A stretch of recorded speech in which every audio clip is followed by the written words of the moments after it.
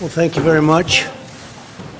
It's an honor to be with everybody, and very importantly, we're at the White House, and there's no place like the White House. And for those of you that this is the first time, I know exactly what you're thinking, because I was here a first time, and it was still something I'll never forget. So it's great to have you, and our First Lady and I are pleased to welcome everybody to this wonderful place and discuss the vital importance of safety and reopening America's schools. We want to reopen the schools. Everybody wants it. The moms want it, the dads want it, the kids want it. It's time to do it. You know, our mortality rate is right now at a level that people don't talk about, but it's down tenfold. So you look at deaths are way down from this horrible China virus, and it's a disgrace that it happened. Shouldn't have happened, but it did. And the economy is coming back, and it's coming back strongly. Jobs are setting records. For 2 months ago, they set the record, and then again, almost 5 million new jobs last month, which is a record, and it broke our last record of a month before. So the numbers are happening much faster than anybody anticipated. The stock market, NASDAQ, just hit another record today, and the markets generally are just really a very small amount below where they were at the height of the market when we first had to do this about 4.5, 5 months ago. And it's incredible what's happened. When you look at education, my administration has approved $13 billion for state and local education. We've approved over $6 billion to support colleges and another $6 billion in emergency grants to students, very importantly. We waived standardized testing requirements, deferred federal student loan and interest payments. So you take a look at the student loan program, we've waived student loan and interest payments, and that is something that people haven't been hearing about, and nobody talks about it, but it's a big deal. We've pioneered new treatments that are dramatically improving the health outcomes. Vaccines are doing very well. Therapeutics are doing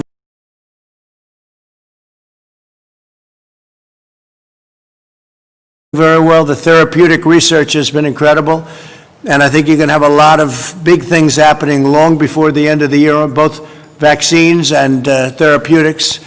Therapeutics is, I guess, a little bit of a word we can use for on the way to a cure, but they make you better. I mean, to me, the therapeutic is even more important than the vaccine at this point, because people will get better. But the numbers are, the testing numbers are the highest they've ever been. We're almost up to 40 million in testing, and 40 million people, which is unheard of, far more than any other country, many times what any other country is, and therefore we have more cases. Because we're doing more testing, we have more cases. If we did half the testing, we'd have far fewer cases, but people don't view it that way. What they have to view, though, is if you look at the chart, and maybe Mike has it, but we looked at it before, if you look at the chart of deaths, deaths are way down. So what we want to do is we want to get our schools open. We want to get them open quickly, beautifully in the fall. And as you know, this is a disease. It's a horrible disease, but young people do extraordinarily well. I was with the governor of New Jersey. We were talking, and he said and he mentioned a number which is a very high number, but it's a number nevertheless, thousands of people. There was only one person that died that was under 18 years old in the state of New Jersey, and that was somebody, I guess, had a problem with perhaps diabetes or something else. But one person out of thousands of people, one person died who was under 18 years old. So that's a pretty amazing stat when you think of it. But I'd like to now just give the mic to our First Lady. She's going to say a few words, and then we're going to go with Mike and Karen Pence, and then we'll go around the room a little bit, say a few words. And Kellyanne, you did a great job this morning. Thank you. Really great. So if I might, First Lady, please. Thank you. Good afternoon, everyone. The first pillar of my Be Best initiative is children well-being and taking care of children's social, emotional, and physical health has never been more important than during the COVID-19 pandemic. The administration has worked around the clock to protect Americans from the coronavirus, but many challenges for children and families can be just as invisible as the virus and just as dangerous.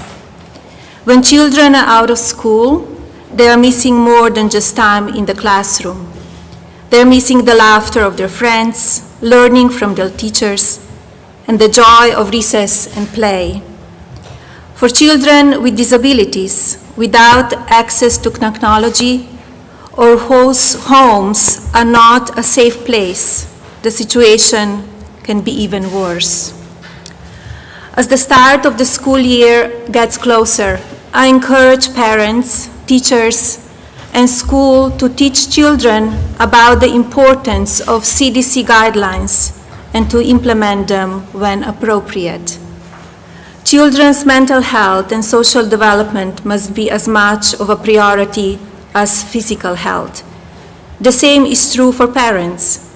Many will be forced to make stressful choices between caring for their children and going back to work, and we must address those needs as well as their own mental health and well-being. As we continue to come together as Americans to tackle these challenges, I'm honored that you could all be here today to offer your thoughts. I look forward to working with you to make sure that Americans' children and families can be healthy and thriving. Thank you very much. Thank you very much. And Governor, thank you. I see you sitting over there. What a job you're doing. Thank you. Thank you very much for being here, Governor. Appreciate it. Proud to be here. And thank you, Melania, very much.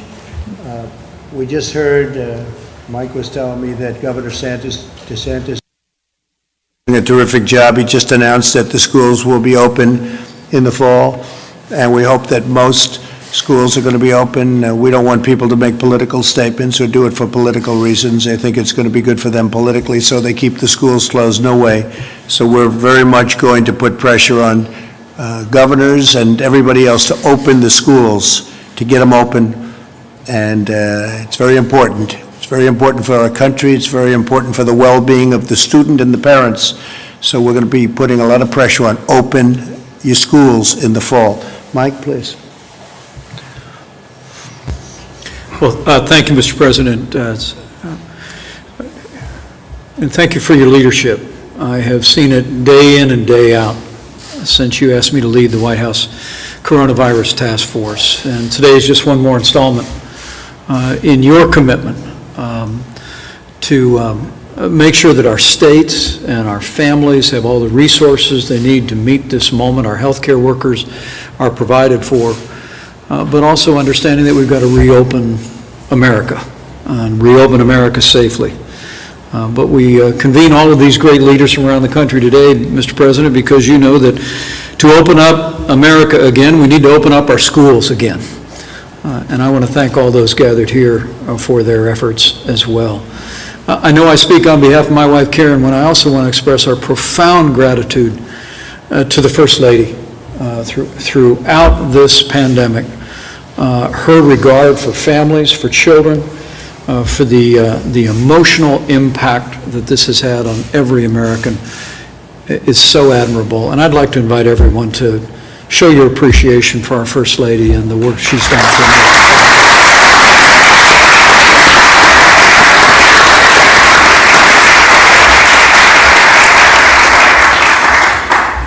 Mr. President, since the moment that we asked the American people to step up, to take efforts to slow the spread, and we, in that 15 days that would become 45 days, we encouraged people to refrain from attending school, if possible, to engage in school from home whenever it was possible. There were two categories of heroes that emerged. One was the parents around America who stepped up as never before. And those that are looking on, those that are represented here should know. Your president, the first family, your vice president, and our second family are grateful for the families of this country and everything you've done to be the teachers for your children, to create the structure at home where they could continue to learn even in a challenging time.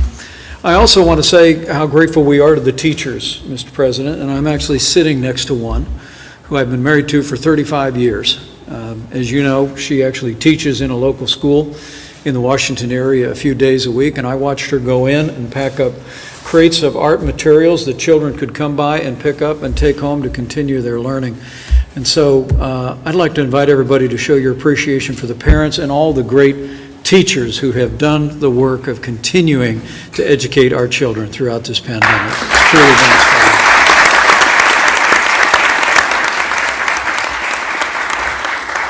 And Mr. President, the American people deserve to know that while we are seeing rising cases across the Sun Belt, at your direction, we're ensuring that states have the resources, the support, the supplies, and personnel that are actually arriving as we speak in states like Texas and Florida and elsewhere to relieve healthcare workers. And to your point, I hope the American people appreciate the point that you made yesterday on the national stage and did so again today, that because of what our healthcare workers have done, because of the innovation and the medicines that we've been able to make available, literally we have seen fatalities decline by 90% from some of the worst moments of this pandemic. And we're going to continue to work each and every day to continue to keep those losses low and steady. We're going to save lives as we reopen our country. Today, Mr. President, as you know, we spoke to the nation's governor on the topic of this summit, we reflected on the fact as now 47 governors and the governors of 2 territories have announced plans to reopen schools across America, that it's important to do so for a variety of reasons. The First Lady just spoke of this. We ought to well be concerned about children falling behind academically, and there's no substitute for in-classroom learning, for in-person learning, and that's been much discussed at the summit today. But as the American Academy of Pediatrics, so well represented here today, recently reflected, there are social costs, emotional costs, and even physical costs to our children across this country that we spoke of the governors today. It's important that we reopen our schools, as you've directed, for the academic and the intellectual development of our children, but it's also vitally important that we remember, as Dr. McCants-Katz told the governors today, that 7 million American children suffer from either mental illness or emotional disturbance, and they principally receive the care from health and mental services at their school. And so making sure that we're meeting the mental and emotional needs of our children, as well as making advances academically, is what brings us here today. The last thing I'll say to all those gathered here, Mr. President, is from early on you have directed our task force and the CDC to equip families and schools and states with the resources to operate. It was as early as March 12th that CDC issued its first guidance for strategies for school and child care services. We issued decision trees in the middle of May, and just last week, I'm pleased to report the CDC published new guidance for K-12 schools and higher education regarding the type of testing that is appropriate and other strategies. Mr. President, we can bring our schools back. And next week, the CDC is going to issue 5 new documents, how to prepare communities to return safely, decision-making tools for parents and caregivers, symptom screening, cloth face coverings in school settings, guidance, and the rest. We're going to continue to flow these resources and this guidance, but as Dr. Redfield told all the nation's governors today, and I want to acknowledge Governor Parsons' leadership and his presence here today, we're truly grateful, is that what you've instructed our task force to do and the CDC to do in this moment is to say to states around the country and to local communities, we're here to help. The CDC has issued guidance, but that guidance is meant to supplement and not replace state, local, territorial, or tribal guidance. In a word, Mr. President, you've made it clear to us, we don't want to be the reason any school doesn't reopen. And so our word to the parents that are looking on, to teachers that are looking on, administrators, leaders in your community, is that we are ready to work with the leaders in your school system and in your state to find a safe and responsible way to reopen your schools. That's our commitment. Mr. President, we're continuing to move out on that, on the belief that to open up America again, we've got to open up America's schools. And the American people are taking important steps every day, including this summit today, to do just that. And I'm truly grateful for all of those represented here for being a part of this important work. With that, I'd be happy to recognize Mrs. Pence for a few comments. Thank you, Mr. President. Thank you, Mike, and Melania. I had the privilege of addressing this group earlier today and kind of opening up your summit. But I do want to say thank you to all the teachers. I know at my school, everybody quickly learned how to do online teaching. It wasn't something that our teachers across America were familiar with, and I just applaud them. They have worked so hard. And the parents really are the unsung heroes. They really had to quickly get up to speed, and it was not easy to do. But you know, our kids are struggling, and they need their friends, and they need their teachers, and they need their routines. This decision to open up the schools greatly impacts our children. It impacts them academically, it impacts them socially, and it impacts them emotionally. So I applaud what you're doing here today, Mr. President, because our kids, for their mental health and their academic health, they need to be back in school. So thank you. Well, thank you very much, Karen. I appreciate it. And I see Dr. Redfield over in the audience, and I appreciate it. And I know you'd like to see everybody coming back and getting back to school in the fall. And I've read everything you've written, and I appreciate that very much, Doctor. Thank you very much. Appreciate it. Governor, please. Maybe we'll go around the room real quickly. We'll go quickly, and we'll get everybody to say a few words, and we'll start with our governor. Thank you, Mr. President. As you said when you come here, I'm just honored and humbled to be here, sitting with you, the Vice President, the First Lady, and the Second Lady. It's our honor. Those dreams you think about someday, never imagine them being reality, but here we are. And so it's an honor to be here today. Let me first start off by just saying thanks to the President, the Vice President, for what they've done over the last, well, since they've been in office, to say the least. But over the last 17, 18 weeks, they've been on the phone every week. The President himself has been. And I don't mean for 5 minutes to say hello, governors, and see you later. In-depth conversation with governors across this state. The Vice President has been there for almost 17 to 18 weeks. I know that I've been following with them. And the one thing they've stressed every day in those phone calls, every week, they're trying to do the best thing for this country and for the everyday people out there, and they were trying to make their full support to the governors across this state. And I just want to thank you for doing that. Thank you. For leading as what good leaders do in times of crisis. And I just want to thank you for that. When the President said he was going to put a little pressure on governors to open these schools up, I will tell you this, on a few phone calls I've had with him, he can put a little pressure on you if he decides to do that. I will say that on that. So sometimes we all need a little push to get things going. What the First Lady said when she talked about the kids was so important to me as a grandparent, as a father. I sit there and I think of all the kids that need to be in school. There's the ones that have the privilege of going every day. That's almost common that we go to school for most of the school kids, but a lot of school kids, it's a safety blanket. It's a way to get nutrition. It's a way to get counseling. It's a way for somebody to help them when they cry out for help. And that's also why getting schools back open is so important. And then if you want to take that one step further, it's about making sure people are going to be qualified for the workforce of tomorrow.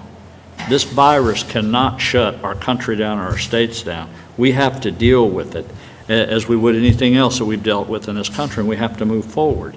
And economy and life goes on, and education is part of who we are, and kids need to get back in school. Parents need to get more involved in their schools and be back involved in their schools. As I heard speakers today speak, it's part of who we are. It's how we build a future, and I think that's so important. I also want to thank the Second Lady for giving me a little inspiration on a couple of key bills we signed in Missouri, and I want to give you a little credit today. We did full reciprocity in the state of Missouri yesterday. I signed that bill, and full military reciprocity, and the second lady kind of gave me a little inspiration for that. And also my daughter's a school teacher. To do that, most of the time we have a father-daughter relationship, except when it comes to teaching, and she becomes a senior advisor to the governor when we talk about those issues on that. But again, I just want to thank the president for his support for our state. People appreciate it, Mr. President. I want you to know that, for the First Lady, and for where we're headed in this country, because we've went through hard times before, and we'll continue to get through hard times, and we'll be better off for it, and we'll be stronger than ever, so thank you. And you won't be changing the name St. Louis, will you? No, we will not be doing. Thank you. Thank you very much. That's very important. Thank you very much. Please. Good afternoon, Mr. President. I'm delighted to join you, the First Lady, the Vice President, and the Second Lady here today to talk about why it's important for children to be in school. My name is Dr. Sally Goza. I'm a pediatrician from Georgia, and I'm president of the American Academy of Pediatrics. Children get much more than an education at school. Being away from peers, teachers, and school services has lasting effects for children. Although this will not be easy, pediatricians strongly advocate that we start with the goal of having students physically present in school this fall. Of course, returning to school must be done safely. We must take measures to keep students, teachers, and staff safe and with flexibility to adapt as needed to the community's prevalence of COVID-19. The evidence we have so far indicates that children are less likely to have symptoms or severe disease resulting from coronavirus. Children are less likely to become infected, and they are less likely to spread infection.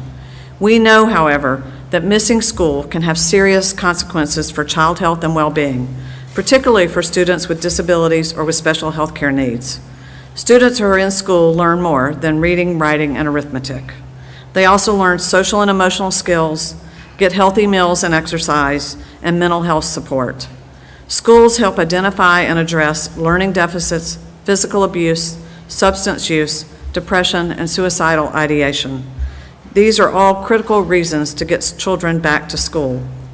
Reopening schools in a way that maximizes safety, learning, and the well-being of children will clearly require new investments in our schools. We urge you to ensure that schools receive the resources necessary so that funding does not stand in the way of keeping our children safe or present at school. Thank you, Mr. President. We look forward to working with you and all the people around this room. Thank you very much. Please. Thank you, Mr. President. Penny Schwinn from the great state of Tennessee. Appreciate the invitation on behalf of our superintendents, our districts, our families, our teachers, and our public officials.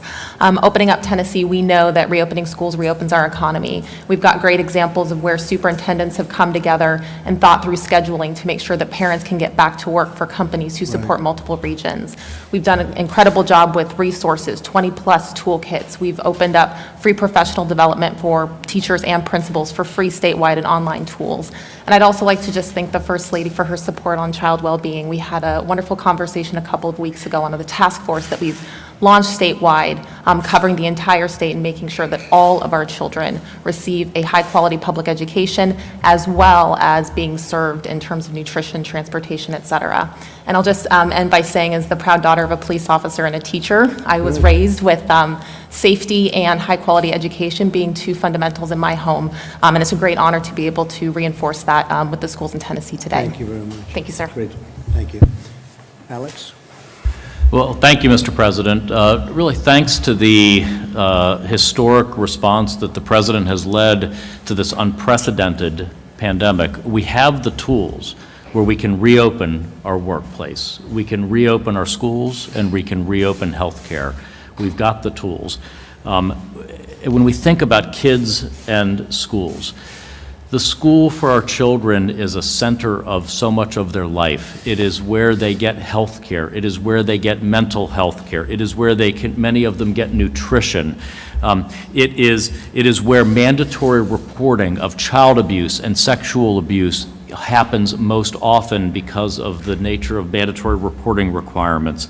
In addition to the social, physical, intellectual development that the kids need from a physical setting in schools. We're in a very different place now than we were 2 or 3 months ago. We have the world's most robust testing system with close to 40 million tests having been done. We have health system capacity and personal protective equipment to enable us to work through these outbreaks that we've got. We're advancing on therapeutics, as the President said. We now have remdesivir for hospitalized patients, steroids for lung illness. We have convalescent plasma to treat individuals. And just this morning, the President made a major $500 million investment in a monoclonal antibody that will be a treatment that could, if successful and if approved, could deliver hundreds of thousands of doses as early as late summer, early fall. We have 3 vaccine candidates, and just this morning invested $1.6 billion in a 4th vaccine candidate that could deliver hundreds of millions of doses this fall and into early next year. So it's just a very different circumstance than we ever had before. We know more about this virus. The fatality rate is going down because we're better at taking care of patients with the virus. Our fatality case rate in the United States is among the lowest, if not the lowest, in the developed world right now. And we can reopen our schools safely with what we know. And it's really simple practices of common sense. It's social distancing. It's wearing face coverings when you're in a setting that you can't social distance. And it's practicing good personal hygiene. The tools are there to bring our kids back safely, to protect our teachers and our staff. And it's time to do it now. Thank you, Alex. Good luck with all of the therapeutics. I know you're getting very close, very close. That would be incredible. What are your chances early, like in September? So Regeneron, which is the one that we funded at almost $500 million this morning, they are one of the most advanced. We have several very advanced monoclonal antibody products. This basically takes that convalescent plasma that recovered patients would donate and bioengineers that in effectively unlimited supply that we can do. And so it's a cocktail of multiple antibodies that give your immune system an immediate defense. And we're studying it both for preventing disease as well as stopping the progression of the disease. So it's really very exciting. And that seems to be just working. It's basically, it's sort of the ABCs of what we're doing. It seems to be working. Do you have tests right now that say it does work? Well, you've got the initial trial work that Regeneron did, and that's why we're investing in the late stage development of it. But then we have these other 3 therapies that, thanks to your leadership, we have so many more tools than we had 3 months ago in terms of therapeutics. So we don't want anyone to get sick. But we have much better ways to take care of individuals now than we did 3 months ago. Okay, that's exciting, very exciting. All right, we'll hold you to it September. You too, Doctor. You too, Doctor. Please, thank you. Good afternoon, Mr. President. I'm Patrick Daly, the principal of St. Vincent de Paul High School in Petaluma, California. We're in Sonoma County. I just want to tell you what an honor this is to be here this afternoon. I want to thank you, thank the First Lady, Vice President Pence, and Second Lady for your leadership of our country. Really, during a very difficult time, for the First Lady's love and protection of children, very important to me. And being a father of 4 kids, three daughters and a son, it is very important. We plan on opening April 10th. That is our focus. I think that we have put a plan together that is a working document with all the safety precautions and policies in place to ensure that St. Vincent de Paul opens following all the guidelines that are recommended. I think that, as you stated earlier, this should never be political, and I think at times it has become very political in many school systems throughout our United States, and I think probably particularly in California. So we were very excited about the possibilities of the fall, and we have 3 plans. One would be the reopening, which we plan August 10th, and then a hybrid plan, which is 2 days on, 1 day off, 2 days back in. And then, as I mentioned earlier, God forbid, if we had to go back to the distance learning. I just don't think it's beneficial to boys and girls 14 to 18 years of age. And particularly, I really feel for the parents of elementary school children who are trying to work and provide for their families, and at the same time having to stay at home and teach. It's very difficult, and I hear that a lot from our own elementary school. But I can't thank you enough for your leadership of our country, and thank you for this honor. Well, good luck with your plan and getting them open, and hopefully you can do 5 days instead of the 2 and back and forth. I know you want to be able to do that, so you'll try. Thank you very much. Great job. Please, Hello, good-looking person this is, huh?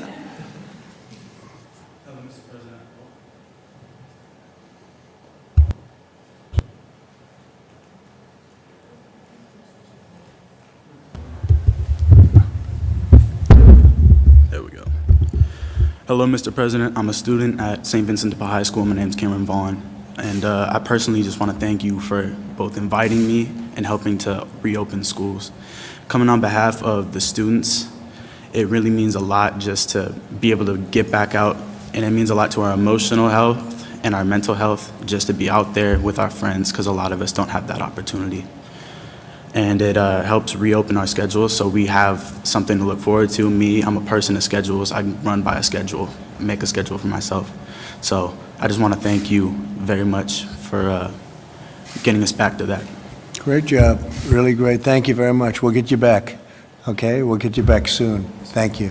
Kellyanne, please. Mr. President, Mrs. Trump, Mr. Vice President, Mrs. Pence, thank you very much.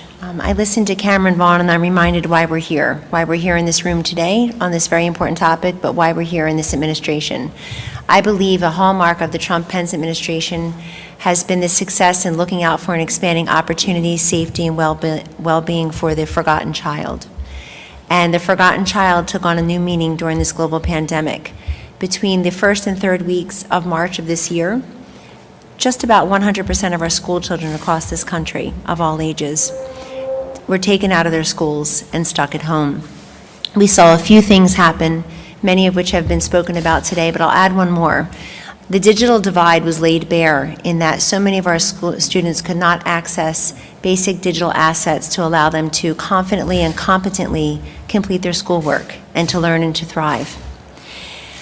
The schools are our central nervous system because our students are the heart and soul of our nation. And so today your message is, Mr. President, Mr. Vice President, that all children matter. And our mission is to make sure that all children can safely and securely re-enter their places of learning very soon. This has also impacted our economy, and I have a soft spot for single moms, having been raised by one, and our single moms have been disproportionately impacted through their job security, their wage earning, and most of them are not in jobs for which they can telecommute. So we're creating pandemics within this pandemic. The good news is that our children are at low risk for transmission, even as they are at high risk for maladies, visible and invisible. The great news is that as we safely reopen our schools, we are in keeping with so much of your agenda, Mr. President, Mr. Vice President, Mrs. Trump, and Mrs. Pence, which is to preserve and expand educational opportunities, to respect the dignity of all students, but to respond to the individual needs of all of those students by expanding school choice and charters and educational freedom and opportunity scholarships, allowing them to have more options as they go through their lives, beginning with a quality and solid education. The President has said, if we as a nation can win 2 world wars, dig out the Panama Canal, put a man on the moon, we certainly ought to be able to deliver a quality education to each child. And that begins with reopening our schools and making good on that promise to each and every one of them. Thank you very much. Thank you. Thank you very much, Kellyanne. Hi, Mr. President. I'm Jenny Beth Martin with Tea Party Patriots. Thank you, and thank you, Mrs. Trump and Mr. Vice President and Mrs. Pence, for having me here today. While I am with Tea Party Patriots, I'm also a mom, and my children are sitting right over there, so thank you for having us here today. Mr. President, you are right, and I hope you will trust your instincts. America is not meant to be shut down, and we have to reopen schools this fall. I've been in touch with almost 1,000 doctors from around the country. I helped Dr. Simone Gold spearhead a letter to you signed by 800 physicians and surgeons who talked about the side effects of the lockdowns. I've done a second letter with over 150 doctors, 240 nurses, 330 educators, 70 national groups, and thousands of parents and concerned Americans who want to see schools reopened. Reopening schools is going to stabilize our society. I think it's the number one most important thing we can do to stabilize our society from top to bottom. Whether it is in a local community, just reestablishing calendars, which churches, nonprofit groups, traffic patterns, people who don't have children care about the calendar for schools. Kindergartners and elementary school students simply cannot learn looking at a Zoom screen. If they could, we wouldn't need schools in the first place. We could just plop them in front of a television. The last place in the world a middle school student needs to be is online, unsupervised by adults. They bully each other when they're in front of teachers. You can't even imagine what's going on with social media right now. Young adults and high school students are losing hope and optimism for the future. And in February, they had so much. And now we turn on the television and we can see the destruction that lack of hope and optimism is causing. Employers have to rebuild their companies. They need employees at 110% to be able to do that. We did everything we could to flatten this curve, and we have to roll up our sleeves now and rebuild our companies. But we can't do that when employees are dividing their time between taking care of their children indefinitely for who knows how long, and trying to get their job done. I have one employee who has 5 children. His wife is a dental hygienist. I'm granting him as much grace as I possibly can, which is easy to do. He's a wonderful employee, but I can't even imagine what it would be like to have 5 children and all of a sudden have to homeschool them all. And it's not even homeschooling, it's helping them with digital learning. Homeschool parents have asked that we're careful about not conflating the two. For me, I'm a single mom now. In 2007, 8, and 9, I went through financial crisis. My then husband's business failed. We lost our house, we lost our cars, we lost everything. I cleaned houses to help make ends meet. I've done everything possible to rebuild. I know what those families who are now unemployed are facing. Trying to divide their time between taking care of their children, not knowing if their children are going to be educated, and figuring out what they're going to do with their life is the hardest. It's incredibly difficult. And for people who think, oh, we can just work at home, or you're an essential employee, it sends the wrong message. Every single person in this country is essential. We are the United States of America. Every one of us is essential. Every one of us is important. And not every single family can afford a computer so that their children can be online at the same time, or Wi-Fi, as Kellyanne was just talking about, to be able to do Zoom all at the same time. So families are suffering and the education is suffering as well. And as a single mom, this situation is ripping me in two. You cannot be in 2 places at once, physically or mentally. And I'm doing the very best I can to take care of my children. Their father, when they're living with their father, he does a great job taking care of them. But when they're with me, I'm doing everything I can to take care of them, help them prepare for their senior year of high school, make up prom, dealing with whatever else we have to deal with from the shutdowns, and run a company and work. And it's impossible. It's impossible to do what we need to do. So the schools must be reopened. It will stabilize our country. I cannot thank you enough for doing this today and sending this message. And the doctors who I've been working with, they want to do anything they can to help calm the fear that is permeating our country. They understand we have to have a healthy respect for the virus, and we have to be able to live our lives. And they and I will do anything we can to help you with that. Thank you very much. Great job. Looks like you're doing a good job. Is your mother doing a good job? Is she good, right? You said the right thing. Okay, great job. Thank you very much. Mr. President, First Lady, Mr. Vice President, Second Lady, on behalf of the great state of Tennessee and Governor Bill Lee, I want to thank you for all of the help and resources and support that you and your administration have provided us. You guys have been accessible, you've been responsible, and that means the world to us in the states when we're trying to do our jobs. I'm Dr. Lisa Pearcy. I'm the Commissioner of the Tennessee Department of Health. I'm also a pediatrician and a mother of 4. And I know very clearly that education and economic prosperity are key drivers of health. We know in Tennessee that kids have to get back to school and parents have to get back to work. It's paramount for our economy and it's paramount for the health of our nation. And we're doing our part in Tennessee for that effort. And thank you again. Thank you, and say hello to Bill, please. Thank you. Doctor? Thank you, Mr. President, First Lady, Vice President, Second Lady.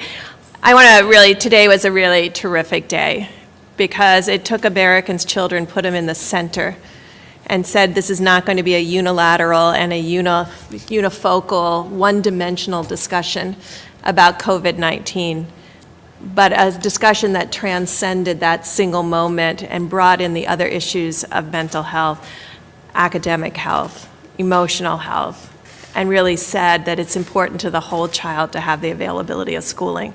And I think having that discussion that was multidimensional, having teachers here and students here and the health commissioners here and the secretaries here was really very helpful because I think it not only put the child at the center, but also made it clear about how important these other issues are that are beyond COVID-19 in the health and welfare of our children. And so the discussion was terrific, and I think we have a way forward.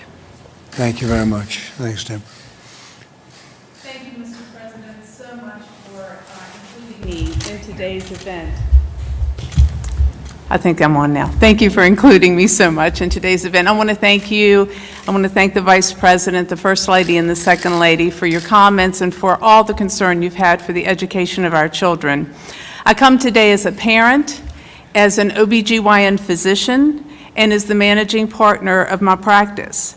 This has been a very scary, but also a very enlightening experience to have walked through. It's been quite the challenge, and I will say quite the challenge. But the first thing I want to say is it's so important to get our children back in school. Our higher education students, our high school students, and our middle school students are so embedded in social media already. What they need is that social interaction with each other and with adults, because without that, I fear what our society is going to look like. The preservation of society is reliant upon the interaction of these children day to day, face to face with each other. I also saw the anxiety of my youngest child, who's here today with me, Macy, back on that side. I saw her anxiety when she came home from college, the anxiety of not knowing how her education would continue, of then trying to set up the Zoom meetings and make it happen, but more importantly, not having the opportunity for those in-person tutorials or that in-personal relationship with a professor to complete her courses. And I think her courses did suffer because of it. She's a good student and it wasn't dramatic, but I can only imagine what it was like for other students. My eldest child had a learning disability. To try to bring him home and do this education online without that in-person benefit, without the tutors being there present, would have been a disaster to his now very good career in Richmond. And I just fear for that student especially. As we go back to school, I think it's very important that we also educate these kids, because they sometimes do rise above it and feel as though they don't have the mortality or the morbidities or that problem of interaction with each other. They will have new family units. My daughter will be in an apartment with 3 other girls. They will be the new family unit. And it's important that we educate them for that, for when they come home, that they realize that their elders, their grandparents, and all are now vulnerable to them. That family unit has changed. But we can do this, and we can teach them. And masking, they've learned this. It's important, but we have to reinforce this at the college level to keep it ongoing as a priority. And I know that we can do it. The other thing that I, as a physician, am a strong believer in is herd immunity. And what I'm not proposing is that we put all of our students in a big vat and only the survival of the fittest come out antibody positive. I'm not saying that. I do think it's important to stop this tremendous isolation that keeps the virus as the winner. We need to get out. We need to have the vaccines to help us. We need to have the interaction that helps to get that immunity so that we can protect our vulnerable and we can protect our elderly and we can protect those younger folks with comorbidities because we've got a society that is immune to the virus and we can put the virus back in its place. And finally, I just want to, again, thank you for being here. Thank you for hearing me out.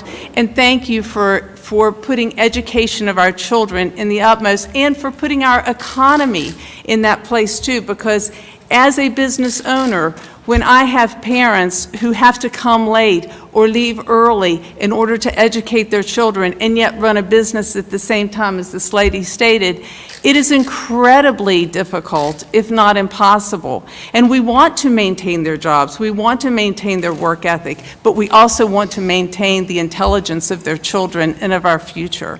And so I thank you again for your interest in this and for letting us be here. Thank you. I think it's very important to note that we've done it right. We closed up. We were amazing the way our great citizens adhered to what we wanted to do, and we saved, I think, millions of lives. Now we want to be open. We understand the disease much better. Nobody knew what this was. Nobody had ever seen it before. There's been nothing like this since 1917. That's more than 100 years ago. But we saved tens of thousands of lives, hundreds of thousands of lives. And now we're open, and we want to stay open, and we will stay open. We're not closing. We'll put out the fires as they come out. I call them embers and fires and whatever you want to call them. But I think it's very important to note what we've done. We've saved literally hundreds of thousands of lives. I was going over numbers before with the Vice President, and if you looked at 1 million, 2 million, 2.5 million, those are all reasonable numbers to what we could have had. Right now, we're at a number, as you know, far lower than that. And where would you say we are today, Mike? 130,000. About 130. So we're at 130, and we could be at way over 1 million right now, and I think it could have been 2.5 or 3 million people. So, but now we're open, and now we understand the vulnerable. We understand who has the biggest problem with it, and we watch that group and that age group, and also people that aren't feeling so well with respect to, in particular, Deborah, certain diseases. The diabetes is bad, the heart is bad, and we watch very closely, and we've done it right. When you look at what happened with Sweden, I kept hearing about Sweden with the herd, with the pure herd. The herd concept of opening up and keeping open, all of a sudden it exploded. You look at what's going on in Brazil and a couple of other places. So we've really done it right, but now it's time to be open. It's time to stay open, and we will put out the fires as they come up, but we have to open our schools. It's so important to open our schools. And what you said from a psychological standpoint with respect to staying home any longer, you can't do it. You can't do it. That has great dangers also. So that's where we are. We're not closing. We'll never close. You'll have certain areas that will have difficulty, and they'll do what they have to do, and that'll be up largely to the governors, but it's also, they're in very strong consultation with us. We're supplying them with tremendous materials and gowns and masks and anything else they need, and they should be doing it themselves, but we've made a lot of governors look very, very good. We've made a lot of governors look very smart that weren't so smart, and some have just done a good job right from the beginning. I could give you a list. I could grade them. I could grade them out from 1 to 50, and you'd be amazed. You might be surprised at some of them, both good and bad. But I thank you very much for your remarks. I think it's very important. What you said, I think, is very important. Please.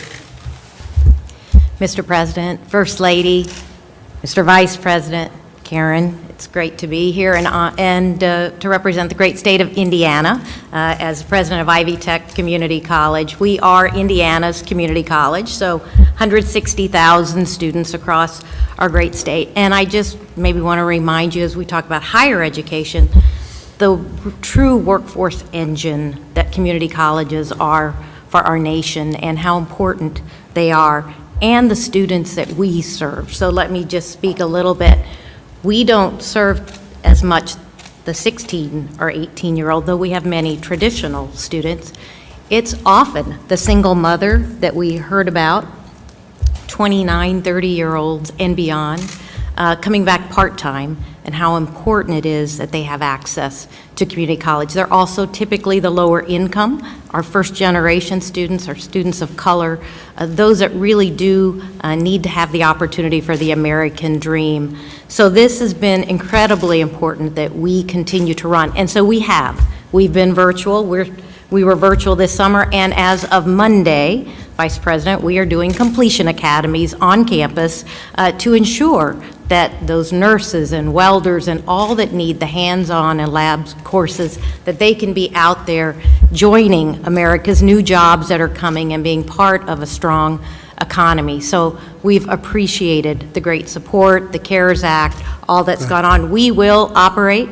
We will be face-to-face. We will be hybrid, we will be online, we will be virtual, and for our single moms, we'll even be learn anywhere, which means that they can decide week to week if they can come on campus or be virtual or be asynchronous. So we know we have to change to meet the needs, but we appreciate the great support of this administration. Thank you. And we will continue to work on behalf of ensuring that this economy has the workforce and success that it needs going forward. Thank you very much. Thank you. Thank you, Mr. President. I'm Fess St. John. I'm the Chancellor of the University of Alabama system, which includes the University of Alabama, Good. UAB, UAH, and the Academic Medical Center at UAB. It's an honor to be here. Appreciate your hosting this. When this pandemic started and we had to send all of our students home from our universities, many of us were afraid that this would be the disruption of higher education for all time, that they would learn that they could learn as well on their computer from home as they would on their campuses. One thing this has taught us is we're not worried about that anymore. Right. Our students are yearning to come back to campus. They want to be there. It has reaffirmed the value of on-campus instruction at our institutions of higher learning. So last month, our Board of Trustees committed to returning this fall Good. on all three of our campuses to in-person instruction, realizing that we could not eliminate all risk, but that we can reduce risk and manage risk in a way that allows us to go forward. So early on, we looked to the medical experts at UAB, the researchers and scientists and doctors there, to try to come up with a plan to make our campuses as safe as possible and as safe as any in the country. And we've got a four-part pillared program that allows us to do that. The first, and we believe this is important, is to try to have all of our students tested before they return to campus. Right. Not after they return, but before they return, so that those who need isolation can do that at home and we can begin the school year. Second, our UAB folks and our people on all three of our campuses have developed a symptom tracking app that's used on the phone. It takes 20 seconds to sign up for and 10 seconds every 2 or 3 days to follow up on to track symptoms. We also have a program to trace contacts that will allow us to manage student outbreaks during the year. And then last, a sentinel testing or a sample testing program throughout the rest of the school year. What this does is not only, we hope, allow us to reopen our schools, but to keep them open, which is going to be the hardest part. I want to thank you and the Vice President for the assistance that we have received through these federal programs. Without those, it would have been very difficult for our medical center to continue, for our campuses to make it through these difficult times, and to allow us to have testing in place for our students this fall. So we promise to do our best to provide this essential service to our students and our citizens, and we greatly appreciate the assistance that you've given us. Well, thank you very much. It's a great place, a great state, and you're right about one thing. There's nothing like the campus. If we've learned anything, it's the computer will never replace the campus. They thought it would for a while, didn't they? But it didn't. After about We've 2 learned weeks, we figured out that it's much better to have it the old-fashioned way, right? Yes. That's great. Great statement, actually. Thank you.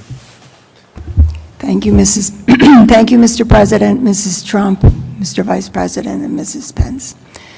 I'm a third-grade teacher at Blessed Sacrament Catholic School right here in Washington. I believe, Mr. Vice President, you mentioned some heroes shortly ago. I agree with you. The parents, I couldn't have done this for the past few months at home without the community of parents that we have at Blessed Sacrament School. And I guess the teachers are heroes in their own way.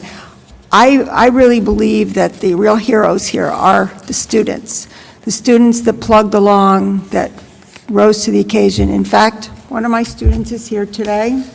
Lily, stand up. And that's why I'm here. They showed incredible resilience and spirit and all of the gifts that God has given them. I really believe that the children are our future, as I know that you do. And I think that they are what is truly going to make America great again. So I want them to be back in school in the fall. Thank you. Right. We agree. Thank you. Please. Mr. Trump, Mr. President, and First Lady, Vice President Pence, and Mrs. Pence. First, I just would like you to know that I personally pray for you daily, all four of you. I cannot imagine the burdens on your shoulders. And I know that it's only through God that you can handle that. And It's not easy. I can tell. I so appreciate Thank you. That's very nice all of that you. you've done. I am the president of our school board in the great state of Ohio, in Cincinnati, Indian Hill, and we are very actively working to get our children back in school full-time, all together, as safe as possible. We are fortunate that we have a lot of resources and we're able to do that. My biggest concern, and I hope through your leadership, we will not have overregulation at the local level that would keep us from being able to accomplish that goal. My biggest fear is that we will get everybody back, we'll get into a routine, and then because of regulations and mandates that we would have to close back down or to send children home, and that is a very big concern. That would be just such a disruption on top of a disruption. So that is probably my biggest concern. I'm also very happy to hear that University of Alabama has made the statement to go back to school. I have 2 college athletes, and we've been waiting all summer to know what's happening at that higher education level, and it's disruptive. They're going into their senior years, and internships were canceled, and it's a scary time. That's a scary time anyway on a good day for a young person. So I really hope that our higher education institutes will make some decisions soon. And really, I'm just honored to be here. I appreciate so much what all of you have done. And however we can help, please don't ever hesitate to Thank reach you out. very much. And will Alabama be playing some great football? What's going on with Alabama? Mr. President, that's not the first time we've heard that question, I can promise you. We are planning to play the season at the University of Alabama. Good. Understand that creates great difficulties and complexities, and we're hoping for that. It's important to a lot of people, but we're doing our best on that one, too. It's true. And say hello to the coach. Great coach. Yes, sir. Thank you. Mr. President, well, I don't know about Alabama, but the University of Miami is going to be playing. The U's in the house. Yes, it's a hurricane in the building. I'm Johnny Taylor, as you know, and I'm your appointee, and I want to start by saying thank you. I remember being right across the hallway in 2017 when you appointed me to be your advisor, the chairman of the President's Board of Advisors on Historically Black Colleges and Universities, HBCUs. And frankly, there were people who questioned whether or not anything would really come of that, and if you were really committed. I remembered visiting with the Vice President in the room just across the hall, actually, and you met with 60, almost 70 of our historically black colleges and university presidents. They came to visit, and you all welcomed us. I remember meeting with Secretary DeVos early on, and there was all of this commitment to HBCUs, and frankly, the naysayers didn't think you would make good on it, the three of you, and you did. So let me start by thanking you. Thanking you for remaining committed to the country's 101 historically black colleges and universities, and allowing me to be the chairman of the board that advises you all collectively on HBCUs. So thank you. Listen, you've done great by us so far. I mean, since 2017, every year our budgets have increased, but not just financially, but the true support of our institutions. And this today is yet another example of your advocacy, your support of historically black colleges and universities that is giving us the safe space to return safely to campus. We need to bring our students back because, frankly, without these institutions, these great institutions, many of our communities, our fragile communities, will suffer in ways that people just can't quite put their arms around. There are three things that I will point out very quickly. First of all, online education, the virtual education, while it's wonderful, it's not as good as the in-person education in the higher education space. And our students, many of them who come from the most fragile of communities, and many of them didn't get high quality secondary educations. When they get to the post-secondary space, they need their teachers. They need to look across, they need to come to office hours, they need the assistance. And so we need to encourage these colleges to open so that their students can get the best education and truly experience the American dream. Secondly, HBCUs are economic drivers in many of their communities. In many of these communities, they are the largest employer. And you were kind enough to create opportunity zones, but when the schools are shut down, there's not much opportunity going on.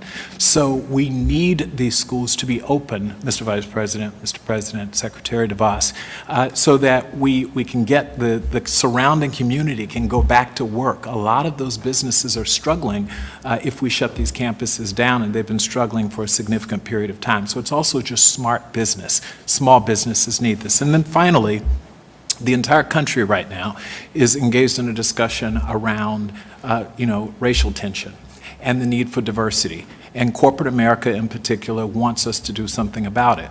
Well, HBCUs play an outsized role in helping solve for that problem. Historically, we've created disproportionately black leaders, teachers, doctors, lawyers, judges, et cetera, far more than the 101 schools should be punching. They're actually punching above their weight. And therefore, if we're going to commit long-term to addressing the racial inequities and issues of discrimination in our country, HBCUs have to be a part of that. And you do that by getting these kids and these faculty members and these administrators back to work. So on behalf of the country's 101 HBCUs, as an American, as a father of a 10-year-old little girl, thank you for the commitment to get our schools back and our children back safely so that they can learn and, as I said, experience the American dream. Thank you. Thank you, Johnny, and you're doing a great job. The only thing is, I don't think people know how much we've done for historically black colleges and universities. Nobody knows that we've done more than any administration in history. And nobody knows that, but maybe they'll find out eventually. They'll find out. But thank you very much. Appreciate it. Please. I'm Brad Weller from Shippensburg, Pennsylvania, 7th grade science teacher. Thank you very much, President, for being here and doing all this. First Lady, Mr. Pence, and I really, really want to thank Karen Pence for stealing all of my information I had written down this morning, and then she did it again after I wrote new stuff down just here this afternoon. So, appreciate it. No, I'm going to keep this short and sweet. We're ready to go back. We literally are ready to go back. I know our students, I have 3 kids at home, they want to go back. It's time. It's time, just like your economy, which is the greatest economy ever in the history of the world. I appreciate that. You had to slow it down. The momentum was gone. We did the same thing to our students last year. Their momentum was, I mean, they were rolling. They were a well-oiled machine. And then all of a sudden, just, you had to throw it in park.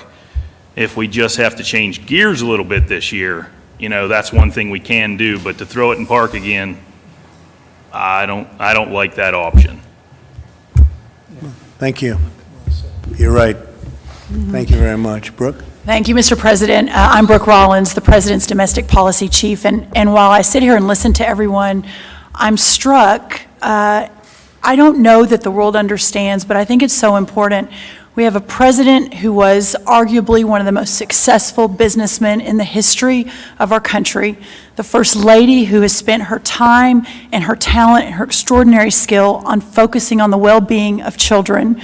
We have a Vice President who was one of the most successful governors in the history of our country, and we have a Second Lady who has a career and is focused on being a teacher and an educator. This is the dream team. I don't know that there will ever be another leadership team like the four of you to lead this country back to even greater heights than it was ever before. In March of this year, 75 million students' lives and their families' lives were upended when they were sent home. 75 million plus families.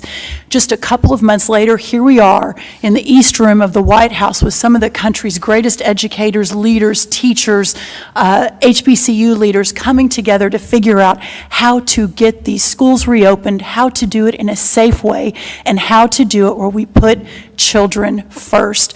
The good news, and I'm so glad that Dr. Goza is here from the American Pediatric Society Association, because we are now understanding that I think an analysis of 45 studies recently showed that the preponderance of evidence indicates that children are less likely to be symptomatic, have the severe disease, or be really susceptible and transmit COVID-19.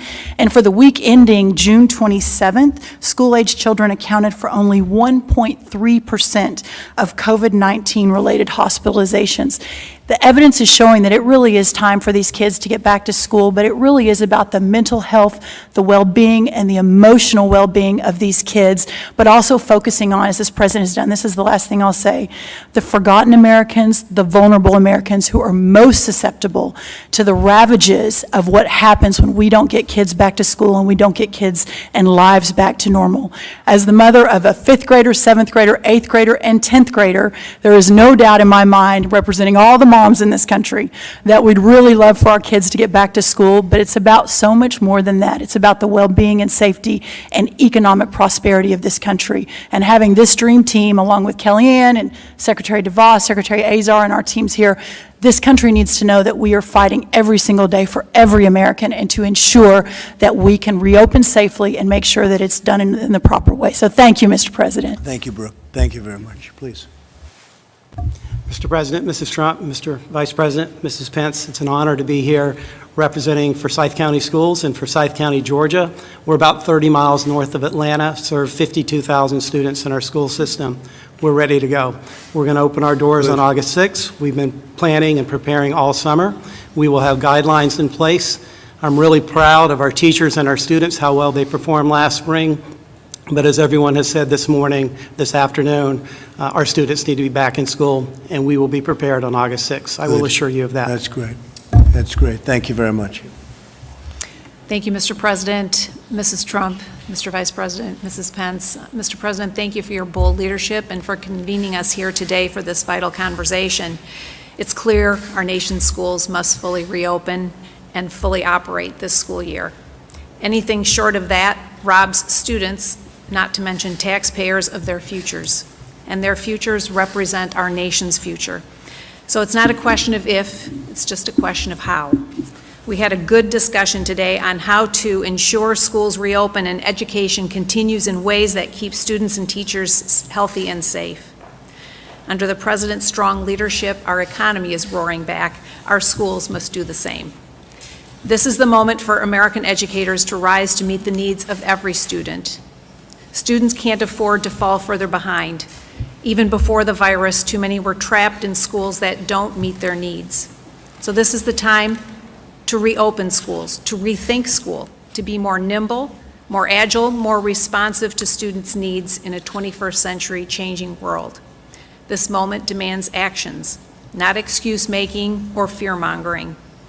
We've done whatever it takes before, and as Kellyanne said earlier, and as you've often said, Mr. President, we've dug out the Panama Canal, we've won world wars, we've reduced the Berlin Wall to rubble, and thanks to you, we've defeated ISIS.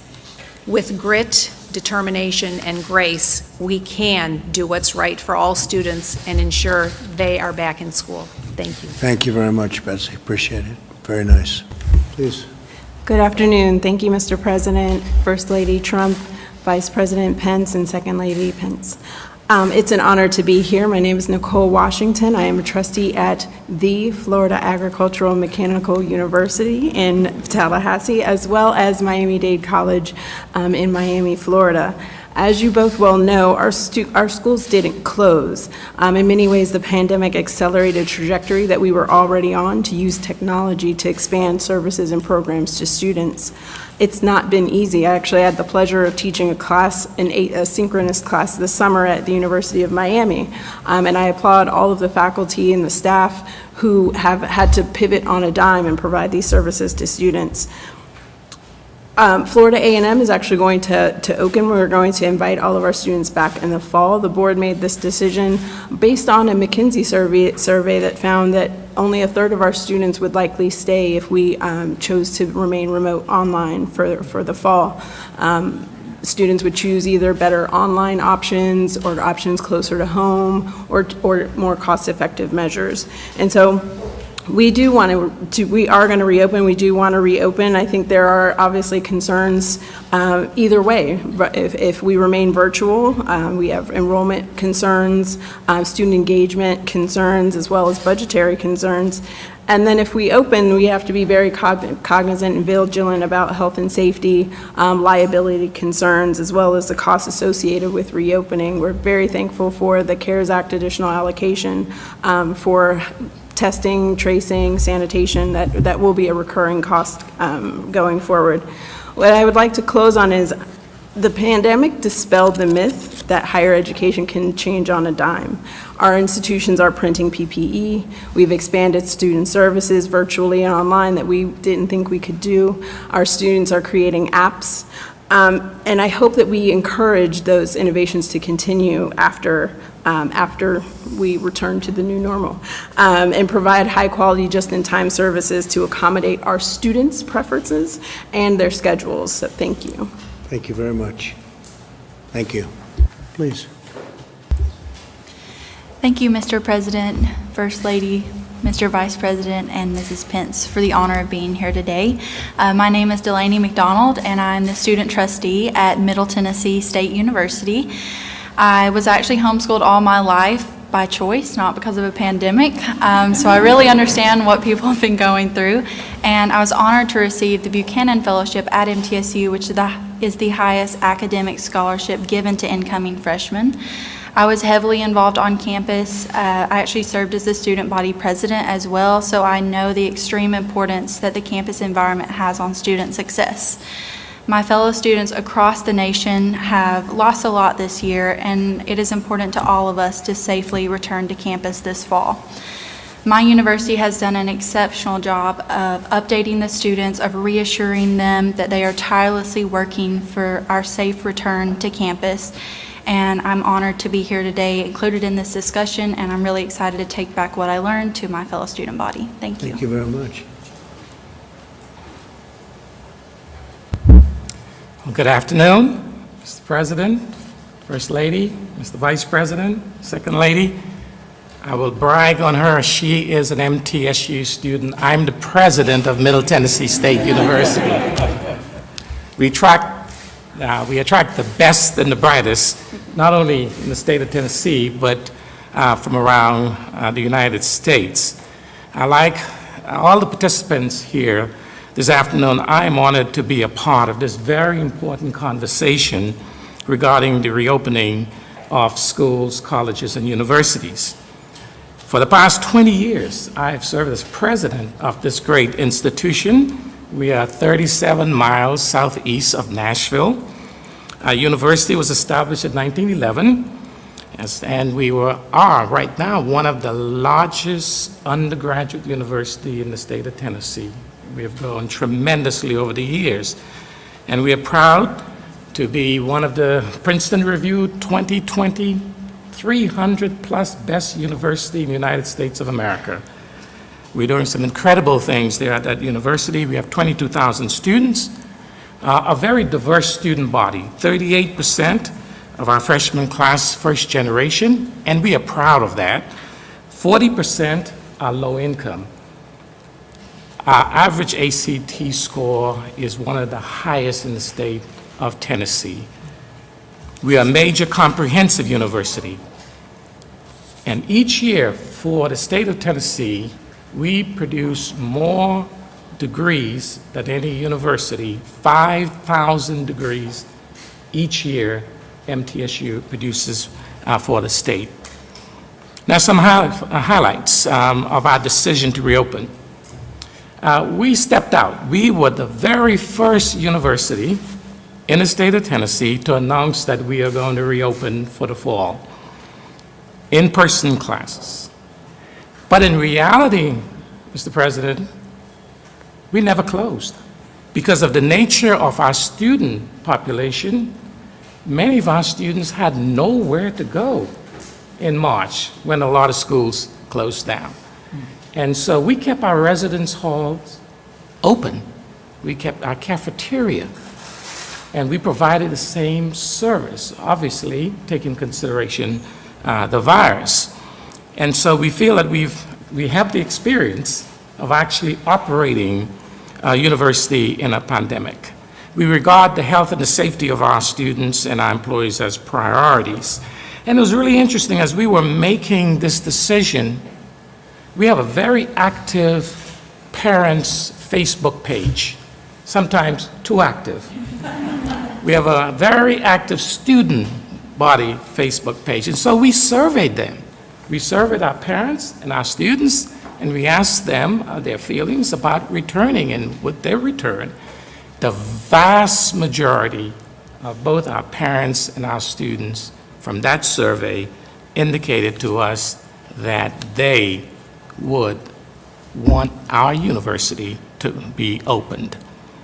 So my executive team that made these decisions, including the doctor of our health center, we decided that we were going to put together a plan that would make our parents and our students confident. We can't guarantee anything with regard to this virus, but we felt if we communicate with them and put a mitigation plan together, and I have two of my colleagues here from the state of Tennessee we've met already, and my university had a meeting, was it last week, Commissioner? She brought her staff down. We have put together a very strong mitigation plan that deals with testing, contact tracing, and isolation and quarantine if needed for our students. I want to just give a brief overview of how the CARES money really helped our university, Mr. President. As we look at pivoting from in-person to online and remote, we always had a strong technology operation, but we needed to build a stronger one that would provide the quality education to our university. So we invested $6.9 million. 3.4 of the 6.9 came from the CARES Act. And this investment allowed us to purchase the newest instructional technology to facilitate teaching and learning at the university. What does this mean is that regardless of where a student is, every single class at our university is going to be captured electronically, and it's going to be archived. And students would be able to access those lectures at any time, anywhere, which means if a student gets sick or they have to attend to a sick parent and they can't make it to class, or they are not going to be disadvantaged as a result of this technology. And so we believe that it's in the best interest of our students to open up, to provide that top quality education. We feel that for our students, our university provided 459 laptops, free laptops for our students, 673 internet hotspots, free. For our faculty, 101 laptops, 235 internet hotspots. And so I close with this, that we must understand the demographics, we must understand our community, and indeed we must understand some of the challenges that we are going to face in higher education. And because of the demographics of our student population, we've worked very hard to address the issue of the desperate and disappropriate amount of minorities and people of color and low income that are being affected by this virus. And so we've partnered with one of the sororities, the AKAs, and they have put together an incredible package of information that will be given out to our students as they return. Thank you so much for having us, and we look forward to this conversation. I learned quite a bit today. Thank you, Mr. President. Well, thank you very much. Thank you very much. Great job, too. So I want to thank everybody, and I want to just say get open in the fall. We want your schools open. It's going to be a much better climate than it is right now. We're on the right side of things. Deborah, I think we can say that. A lot of work has been done. We understand what we're doing very, very well. Again, mortality rate, the lowest anywhere in the world. And we want to get this done, and we want to get our country going again. Economically, we're doing well. We want to do well with the education. I see where Harvard announced that they're closing for the season or for the year. I think it's ridiculous. I think it's an easy way out, and I think they ought to be ashamed of themselves. You want to know the truth. But I noticed that today, and probably others are doing that. That's called the easy way out. I don't know if people are helping them. I guess their endowment's plenty big. They don't have any problem with that. But that's not what we want to do, because it's very important, as so many of the parents and instructors said today. It's so important that the children at this age, especially, that they're together on campus, and that's what we're striving for, and we're going to be very strong on that. We're going to be very, very powerful in that view. We want our schools open in the fall. Tomorrow I'm meeting with the President of Mexico. I say that to the media because it's going to be quite a meeting. He's a good man, he's a friend of mine, and we have a great relationship with Mexico, so we'll be meeting tomorrow. Thank you all very much. Thank you. Thank you very much. Congratulations, everybody.